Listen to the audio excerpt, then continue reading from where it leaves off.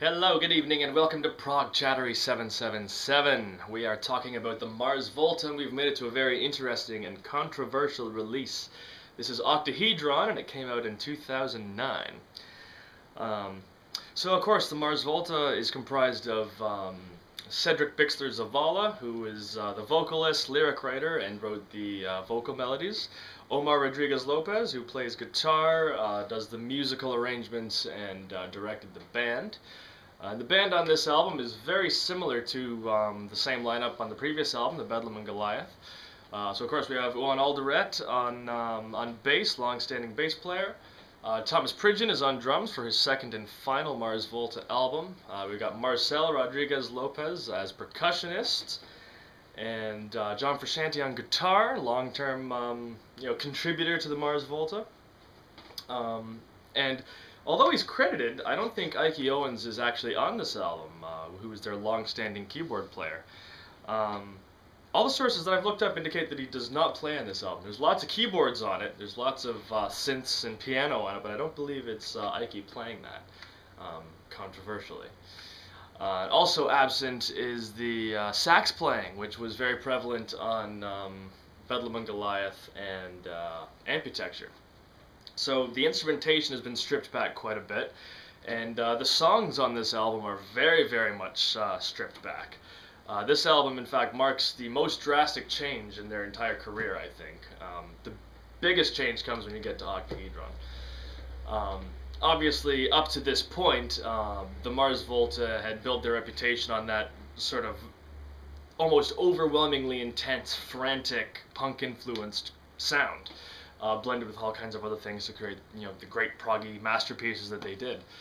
But their first four albums, the ones that I would consider essential, so, Deloused in the Comatorium, Francis the Mute, Amputecture, and Bedlam and Goliath, although they're all very, unique and distinct from one another, they're all unified by that, sort of overwhelming intensity. And this is the first time where that is, on the surface, largely absent. With this album. Everything is stripped back. They start playing with space a lot more. With a lot of the other albums, it's just about how dense can we make the stereo space, whereas this is how light can we make the stereo space. So it's like a yin and yang, especially when you compare it to Bedlam and Goliath, which is, their all-out heaviest album as far as I'm concerned. It's a complete thrash the whole way through, it seems. And you couldn't get farther away. I'm probably going to start using words like, pop, accessible, commercial, and none of those are bad words, but they can be used to describe the music on this album. I don't think it's a sellout album by any means. I certainly don't think that they all gathered around and said, okay, let's make a commercial album. I think they were just following their muse, and this is kind of where it led. And it's really only, a pop album when you put it in the context of the other albums that they had put together. If you just put this on not having heard any of the other Mars Volta albums, it's a fantastic, proggy, adventurous album. In fact, this is probably one of the better entry points for someone who hasn't heard the Mars Volta. So again, it's a lot more welcoming. It's not as frightening or jarring as some of the other releases. That said, I consider it non-essential. It's, the last two albums they made are interesting, but not representative of the Mars Volta at their greatest. And with regards to the whole idea about this being a pop album, I'm not sure whether I agree with that or not, because I believe, that pop influence has been a part of the Mars Volta right back to the days of Deloused in the Comatorium. There's always been those really strong melodic hooks, courtesy of Cedric. But when the musical arrangements start getting stripped back and the instrumentation gets stripped back and there's not so much craziness to kind of distract you, that pop sensibility becomes a lot more obvious. So it's not that they're introducing the poppiness, it's just it's a little bit clearer when the arrangements become a little more sparse. Which is quite interesting, and I think when this album came out, it was met with no small amount of controversy because again, it's such a big change. But even though it's not one of their best, it still is a really, really strong album, and I would say you need to get it if you've never heard any of the Mars Volta before. I think this would be worth checking out. And it's not like that crazy thrashiness and the frantic style of the Mars Volta is totally absent. It's almost fighting against those more conventional ideas that are so prevalent here. Similarly to Ambutecture, this is not a concept album. Again, I've mentioned it in all the videos so far, but it's a term that I use loosely with the Mars Volta. It feels more like a concept album than Ambutecture for whatever reason. I think I said with Ambutecture, obviously the songs on Ambutecture do form a whole, but the songs are a little more, they stand out a little bit more, whereas the songs here, they blend better as an album, I guess, if that makes any sense.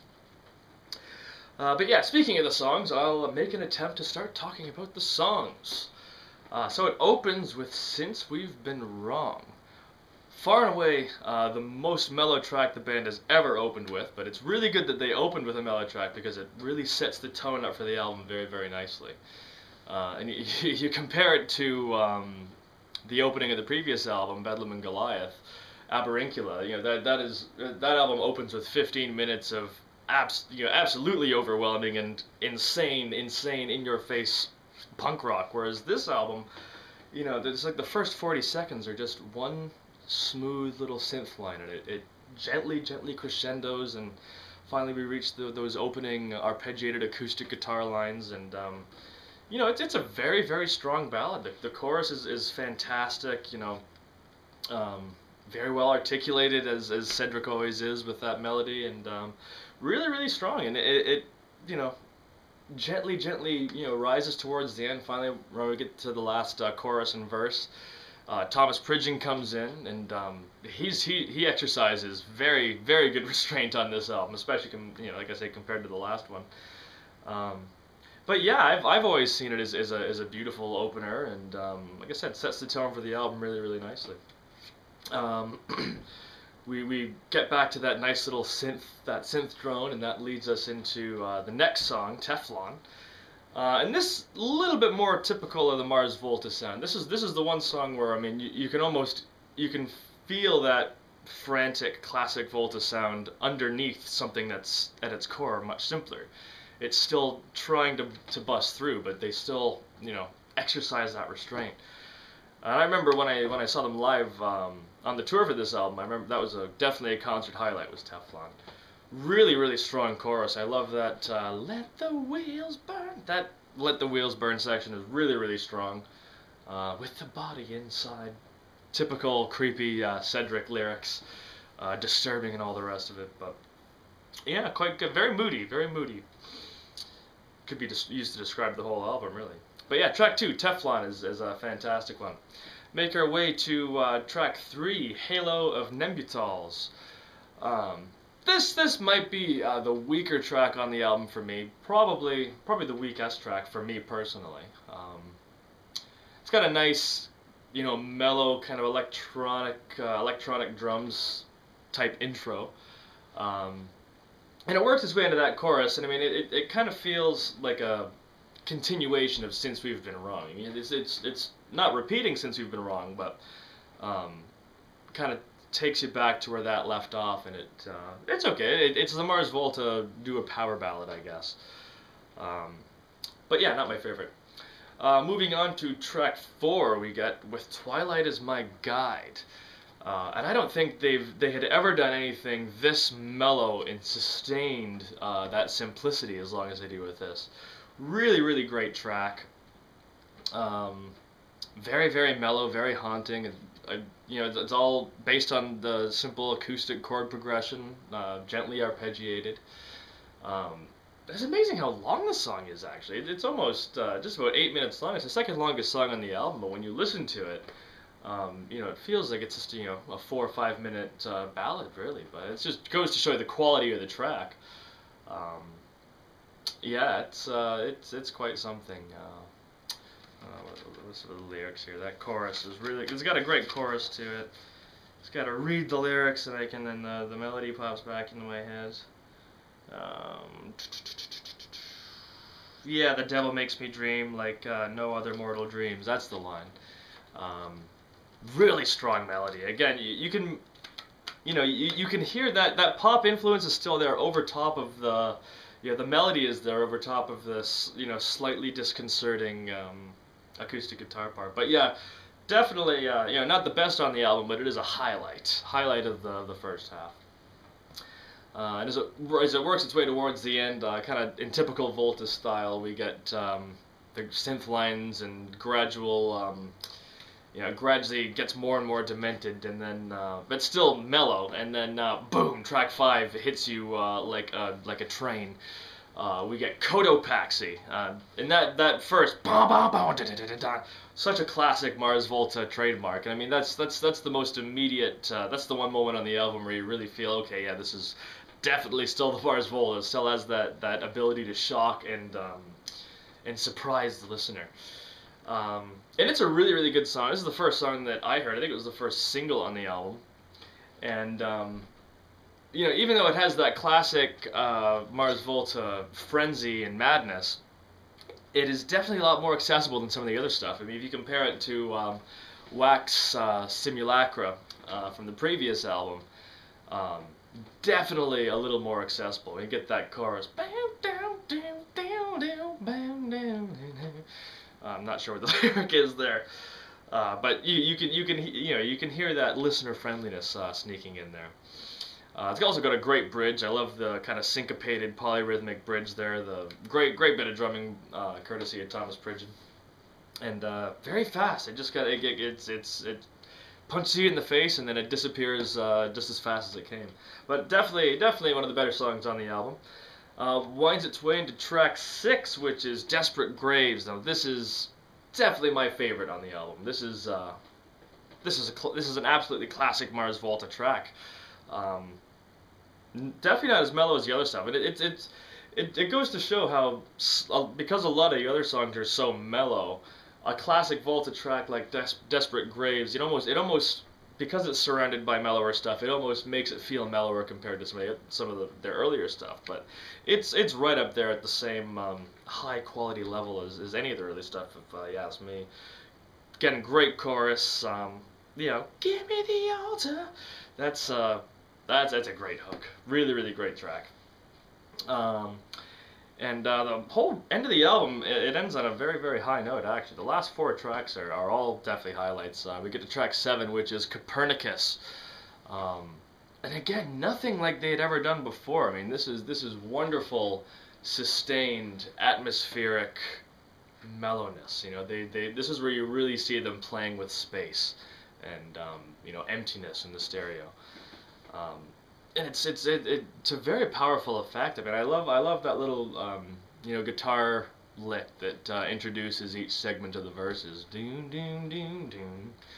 I mean, it's bluesy without being bluesy at all. It's very unique. Super haunting too. I love, you know, when it comes towards the end of the chorus, you know, left dangling in the wind, and you get that really stark, spacious, atmospheric section where, you know, Omar is just plinking away on one harmonic note, just pling, doom doom, sustaining tension through lack of filling up the stereo space. Again, nothing they had really done before, at least not that successfully. So Copernicus that's another contender for one of my favorites on the album, actually.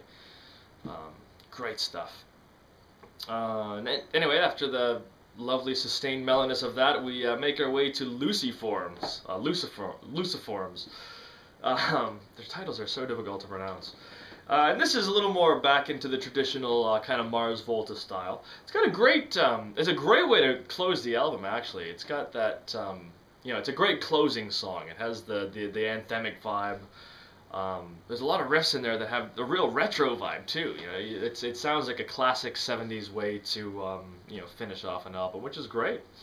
And then it's got a big kind of Black Sabbath riff towards the end that keeps going and going. There's a false ending where we get some of the sound manipulation, and then it comes back again. And yeah, it's definitely not at all a bad way to finish off an album.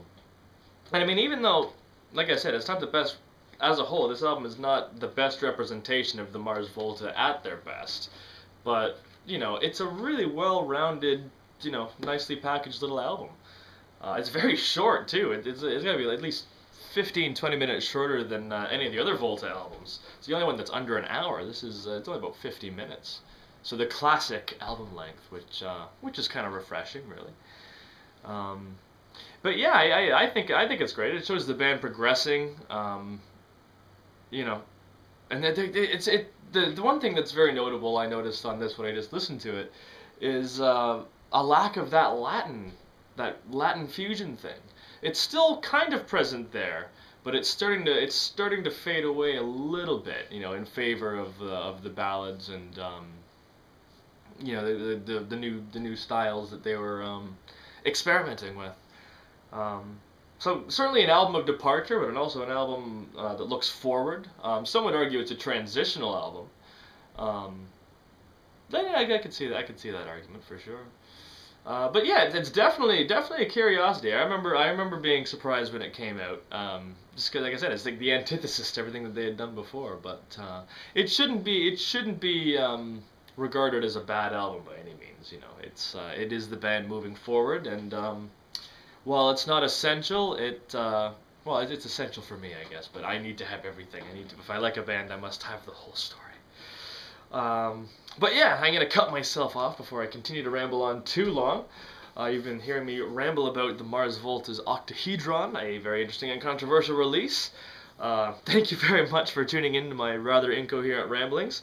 Don't forget to like and subscribe if you've enjoyed this, and yeah, stick around for one more Mars Volta album. I'll be talking about their final album, Nocturnicate, or Nocturnicat. I think it's Nocturnicate, I'm not sure. Like I said, it's so difficult to pronounce half their titles, but stay tuned for that one, and you will see that in the future. Thank you very much, and have a lovely day.